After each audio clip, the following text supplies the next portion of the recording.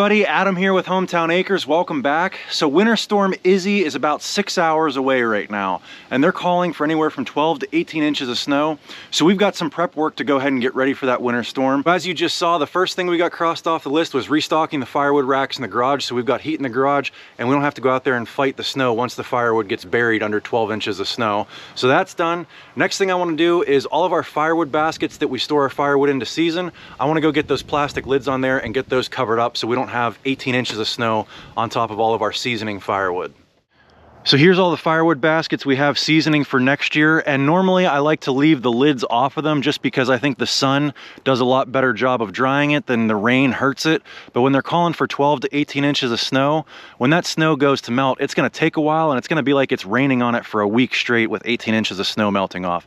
So what I like to do is take the plastic bladder that comes in these cages, I take that out and I cut the top of it off. I get rid of the rest of it, but I save the top for a little roof to go over these whenever we get a big snowstorm coming. So that's what we're going to do right now.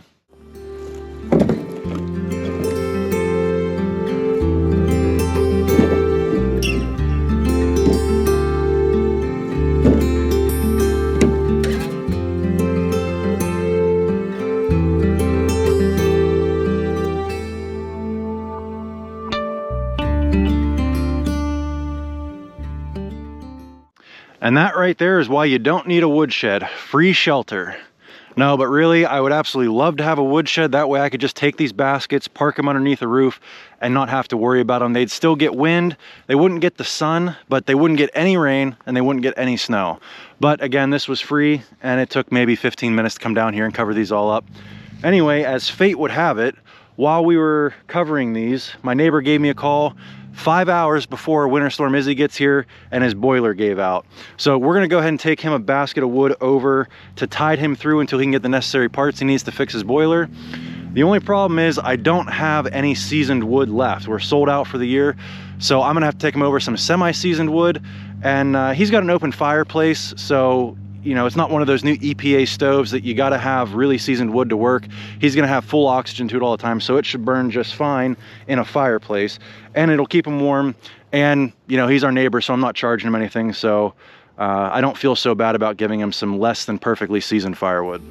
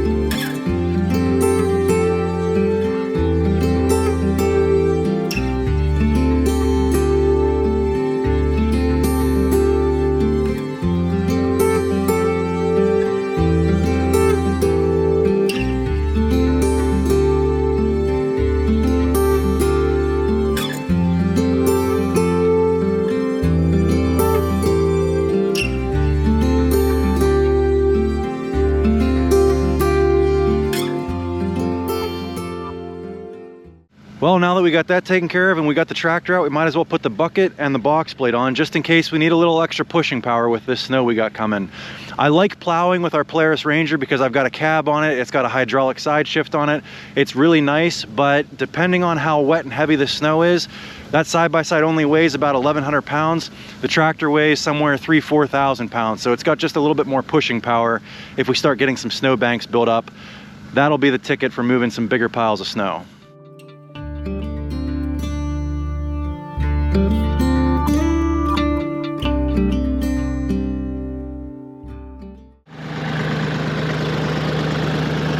Might as well get the equipment all fueled up.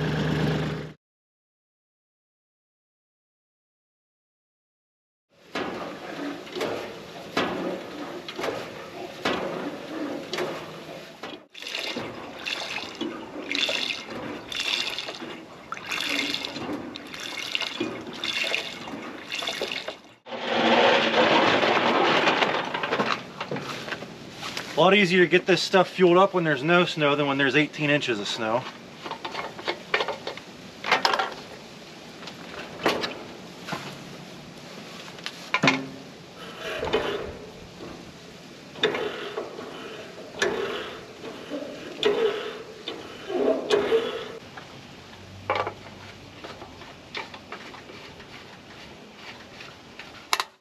Now the last thing I want to do before the snow flies today is get some driveway markers up. This driveway will just blend right in if we get a foot of snow, especially after it starts drifting.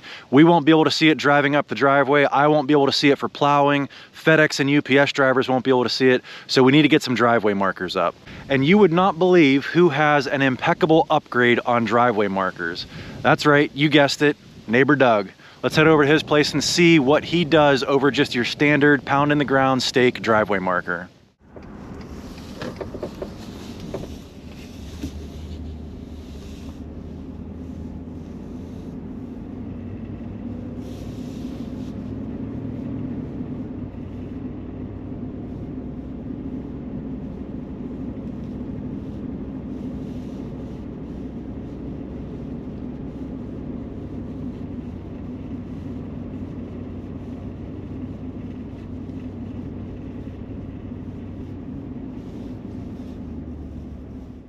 All right, so we're over at Doug's now, and I told you guys before we came over here, Doug has a simple improvement over something as simple as a driveway marker. What'd you do to make it more expensive for us? Well, let's look at a standard one that I have, and it's basically, and I don't know how good they'll show up on camera, but basically you put your driveway marker in right off the edge of your driveway, whether it be blacktop or gravel driveway.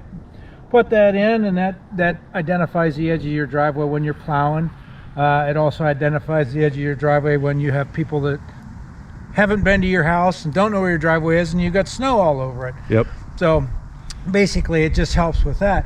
And where the problem came in, and as you guys know, I still don't see well out of one eye, so my depth perception's horrible, but over the years of plowing my driveway, and I plow it myself, whether you do it yourself or whether you pay somebody to do it, this is still an option for you.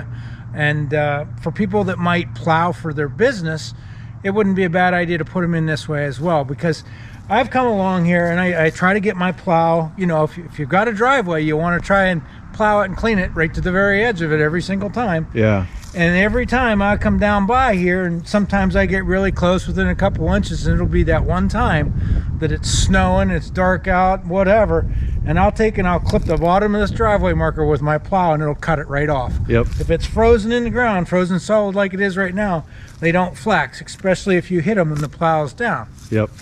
Shear that marker right straight off, and then you're like, dang it. Yep. So then you got to go find another one and pound it back in later. So what I come up with on this driveway marker is I wanted a better way to accomplish a couple things. One is it gets it out off of the edge of the driveway, so the marker's not sticking straight up and down at the edge of the blacktop there. So yes, it is your everyday driveway marker that you can buy at Home Depot, but I found these things, what they are is a temporary electric fence bracket, and it just so happened that the shielding that coils around this piece of steel here to insulate it for the electric fence fit the driveway marker perfectly. That driveway marker just literally slid right in there. So I bought one, and I heated this portion of it up, and I unwound it, if you will, right off of that coil, and I stuck the driveway marker in the end of that, and then come out here and stick it in the ground. And you can see this marker is a good 4 feet off the edge of the driveway. Right. And I think your markers that you have further down on the driveway, you actually have like a little, not a tennis ball, but some kind of... It's a foam golf ball. A foam golf ball. And yeah, these driveway markers have a little rubber cap on the end of them. Yep. But like I said, sometimes I don't judge distances well. One day I come in and I hit the end of that didn't have a cap on it, and I didn't realize it, and it scratched down the side of my truck, and I was furious. I was going to say, if you're going fast enough, I could see it, you know, cracking your headlight too or something. So at that point I said, you know what, I'm just gonna, and you'll be able to see them on the other ones there, I put a foam practice golf ball over top of them. Now, so you have the curly Q, that's what I'm going to call them, the curly Q driveway markers on this side. You've got something different on this side. What do you have on this side? And these are the longer driveway markers you get at Home Depot or whatever. I think they're 5 feet, something about like that length. Okay.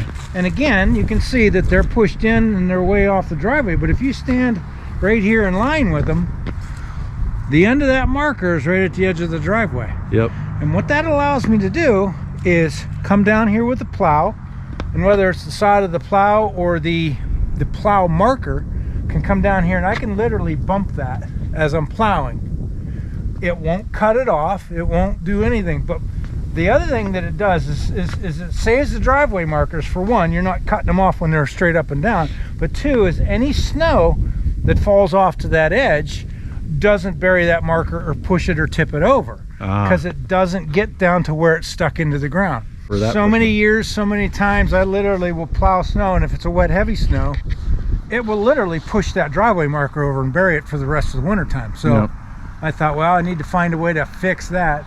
So we put these in, and then as you can see on the driveway going down on the right hand side, all of them are just the regular driveway markers stuffed in on an angle. That's because I windrow all my snow to the left side of the driveway. Okay. Reason being is all our wind comes from the west, and if I was to put the windrow on the right side here, it's going to drift over. Correct. And literally, if I hit it with the plow, doing, fluxes out of the way. Now, if you did that and it was straight up and down like the other ones I showed you, it'll cut them right off. Yep. So I can literally hit this with a plow all day long, and it'll snap right back. So we're doing a video today on Winter Storm Izzy preparation, and we're gonna pick back up tomorrow with cleaning off the snow. What have you been doing today, or what do you have to do today before the snow flies? Well, I made sure that I had some gasoline for the snow blowers and the tractors, and I've got to switch out my snow bucket for my snow plow. Like I said, when I plow the driveway, if we're only getting a couple inches, I'll use the snow bucket. And what that allows me to do is I'll just take a path down and a path up, and then the upper area where I can plow that and pick it up and take it off site of the driveway. And why I do that is, for years I used to take and plow all my snow right down here into the side yard. Right. And I would have literally a 6 to 12 foot pile of snow right here.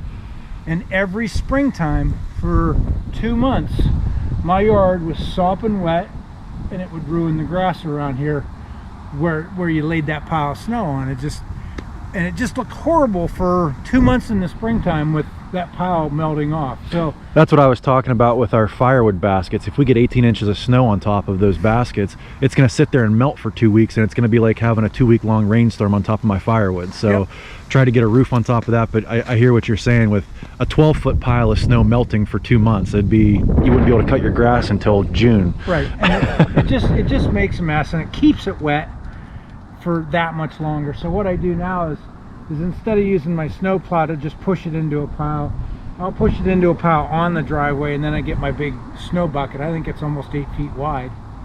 And on the Kubota, then I'll pick it up and take it around behind the garage where there's a hill and a ravine, and I just dump it on the hillside. That way when it melts off, it never interferes with anything I'm doing. I don't have a pile of snow, I don't have a mess of slop. And like Mike Morgan says, I hate the mud around here. So it's so much better, so much easier to put your snow piles somewhere. And not everybody has that option, I understand that, but think when you're plowing your snow, where you're putting it when it melts off for the springtime. Yep. Plan ahead. Yep. Just some simple ideas to not have to deal with issues later, or to create another problem you could have handled at the beginning. All right, well, I'm gonna go get some driveway markers and get the driveway marked off, ready for plowing tomorrow, and then I think we're gonna do a little bit of ice skating here. Yep, I think we're gonna give it a try. This is where that hole's at, or you'll never find it. Yeah, that thing comes in handy. So there's your driveway marker, and as you're plowing, then you'll just leave your tractor right to the outside of that by a foot in your case. That way you know everything's off. Well, only got to do that about 19 more times.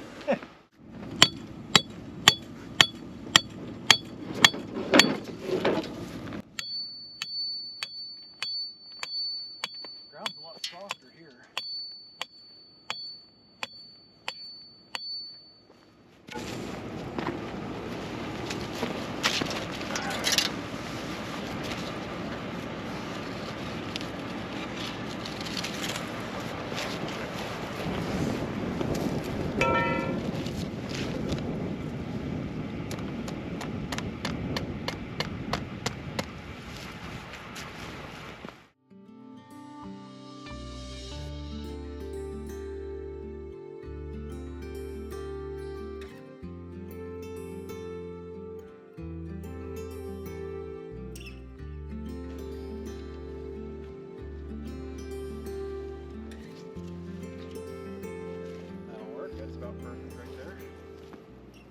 All right, so we got our last driveway marker in. All of our winter weather chores are done, and I think we got 2 hours left of daylight and an hour before the snow starts to fly. So Doug and I are gonna set up shop down there and play a little bit of hockey before the snow ruins the ice.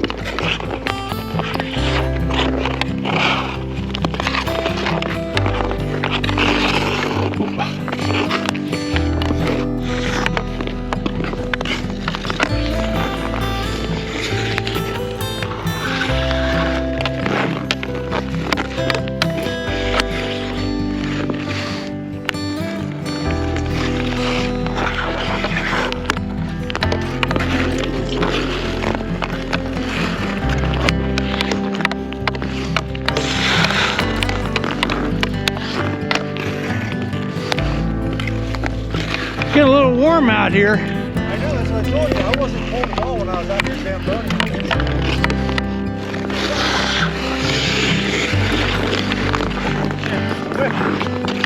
Drop pass.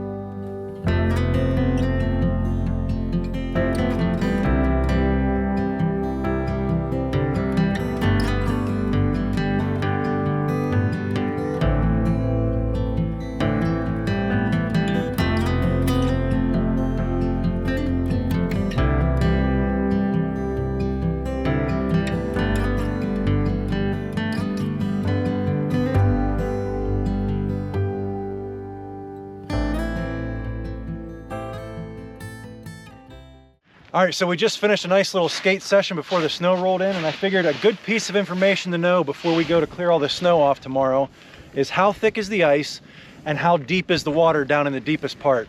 The last time we checked it, it was about 3.5 inches, and that was 4 or 5 days ago. We had a couple of 38, 39 degree days between now and then. We didn't get any surface melt, but I think it was melting from the bottom up. So I want to check to see how thick the ice is here.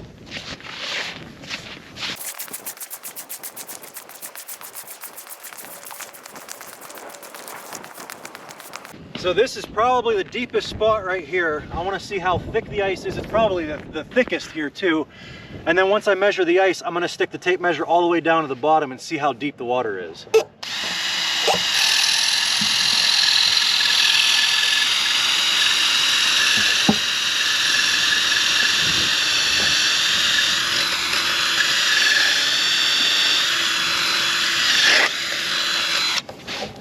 I'd say that felt pretty thick there.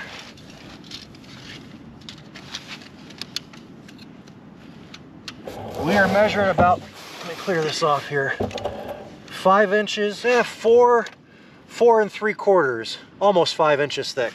So now let's see till we hit the bottom. Well, that's 4 feet. We're almost 5 feet deep here. So 4 feet and 11 inches deep is how deep the pond is right now, for those of you guys who wanted a pond update. And what do you think? We got another up to the standpipe. So I was thinking this pond was going to be about 12 or 13 feet deep, so rough math on camera, 12 minus 5, we got about another 7 feet to go from the ice to the top of the standpipe.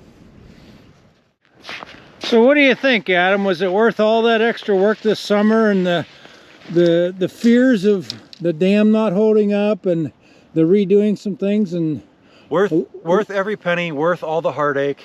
And now we've got it for the next however many more years I live, and you know, hopefully my kids will keep the property in the family, and you know, this pond will be here forever. You know, the other thing I wanted to mention is, a lot of people will say, I can't believe it's taking that long to fill up. It's actually good that it's taking this long to fill up, because it's giving the dam time to settle and all that. I think you said your brother's pond filled up in 2 days, and you said you don't want that to happen. It was unreal how fast it filled up, and the guy that built it was very concerned about that, because like you said, there's no time to settle, there's no natural compaction, anything like that. Yeah. So it was a concern, but it held up. And I think where your benefit is you're getting just tons of compaction from the rain and the freezing and the thawing and gravity and everything. Yeah. And the other thing is, it's allowing me to do everything I wanted to do. I wanted to be able to ice skate this winter. We're able to do that. And hopefully by the time we get, you know, our spring thaw and April showers and all that, it'll be a little bit more fuller so we can swim in it in the summertime. So the way I see it, it all worked out perfect. Anyway, if you guys enjoyed this video, give me a big thumbs up, click that subscribe button, and we'll catch you on the next one. Thanks for watching.